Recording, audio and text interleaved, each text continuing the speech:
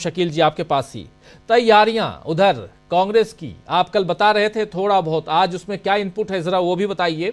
और इससे क्या आखिर आनन फानन में आज बीजेपी को क्यों बैठक बुलानी पड़ गई? यह ऐसे देखा है हमने शकील जी कि जब जब कांग्रेस पार्टी कुछ ऐसी बैठक करती है उससे तुरंत बाद या पहले बीजेपी के लोग जो हैं वो बैठक बुला लेते हैं। कांग्रेस अगर मुंबई में भारत इंडिया गठबंधन की बैठक, वहां पर इंडिया गठबंधन की बैठक होती है तो यहां एनडीए की बैठक आप याद कीजिए बुला ली गई थी। ऐसी बैठकें, क्या ये डर है या कुछ और है?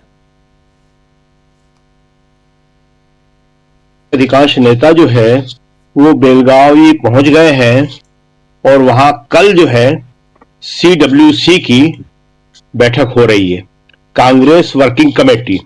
ये इसकी विस्तारित बैठक है जिसमें 200 से ज्यादा नेता भाग ले रहे हैं।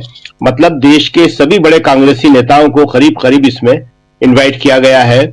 सभी जनरल सेक्रेटरीज हैं, सभी राज्यों के अध्यक्ष हैं, डिपार्टमेंटों के हेड हैं और इसमें कल 2:30 बजे के करीब यह मीटिंग जो है वहां पे शुरू होगी और शाम को 4-1 घंटे की मीटिंग के बाद 6 साढ़े 6 बजे 2 प्रस्ताव अभी तक जो तय है उनके अनुसार 2 प्रस्ताव पारित किए जाएंगे और वो जो है सार्वजनिक किए जाएंगे।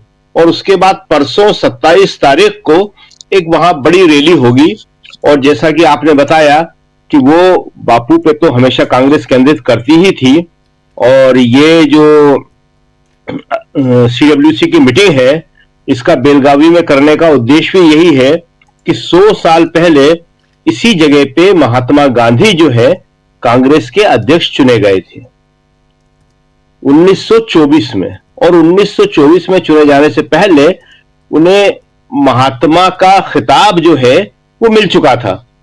1915 में रविन्द्रनाथ टैगोर ने उन्हें महात्मा कहकर संबोधित किया था और उसके बाद से गांधी जी जो है महात्मा गांधी कहे जाने लगे थे। तो वो एक बड़ी ऐतिहासिक मीटिंग थी वो कांग्रेस की।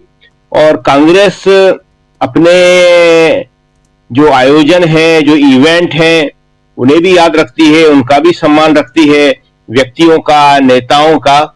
तो इसी परंपरा को आगे बढ़ाते हुए उसने 100 साल पहले गांधी जी के पहली बार अध्यक्ष बनने के, एक ही बार अध्यक्ष बने थे वो, वहां पे इस CWC की बैठक का आयोजन किया जी। और जैसा कि आप बता रहे थे अटल बिहारी वाजपेयी का बहुत बड़ी बात है, 100वीं वर्षगांठ जो होती है किसी की भी, हमने गांधी की देखी है 1969 में हुई थी। पूरा देश में किस तरह से व्यापक स्तर पर मनाई गई थी, तहसील स्तर तक, ब्लॉक, गांव, स्कूलों में, हर संस्थाओं में। लेकिन अभी जैसा कि विजय सिन्हा का आप बता रहे थे, बिहार के उप मुख्यमंत्री हैं जी, तो वो कहते बिहार में सरकार बन जाएगी तभी सच्ची श्रद्धांजलि होगी।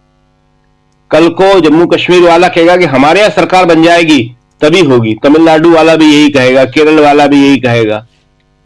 आज 100वीं जयंती पर कुछ बड़ा करना था। देश में केंद्र में भी उनकी सरकार है और मध्य प्रदेश के ग्वालियर में जहां पैदा हुए थे वहां तो 21 साल से उनकी सरकार है जी। लेकिन उनके नाम पर कुछ नहीं।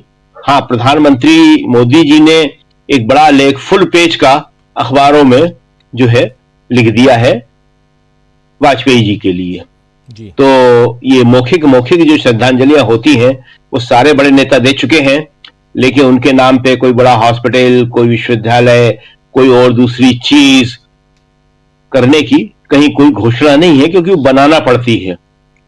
लेकिन अगर कुछ बना बनाया मिल जाए तो उसका नामकरण वो कर सकते हैं और उसकी वो होड़ लगी रहती है।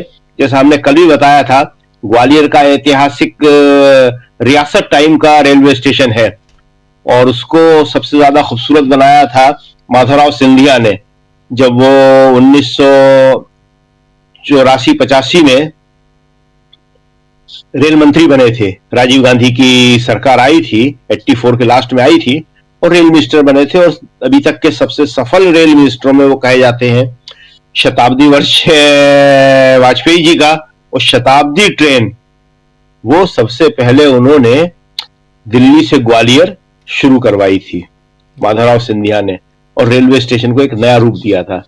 तो 100 वर्ष को आप किस तरह मनाते हैं, दूसरों पर आरोप लगाने के लिए बनाते हैं या अपने नेता को आगे बढ़ाने के लिए बनाते हैं, उसकी सच्ची याद करने के लिए बनाते हैं, ये आप पर निर्भर करता है।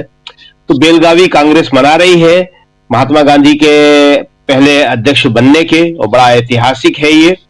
और इस अवसर पर कल क्या होगा ये देखते हैं कि कौन कौन से प्रस्ताव पास करती है। उसमें एक डॉक्टर अंबेडकर के अपमान का तो प्रमुख है ही है, ईवीएम का प्रमुख है ही है, संगठन का वर्ष बनाने की कांग्रेस ने घोषणा की है कि अगला साल जो होगा 2025, उसमें वो संगठन का पुनर्निर्माण करेंगे।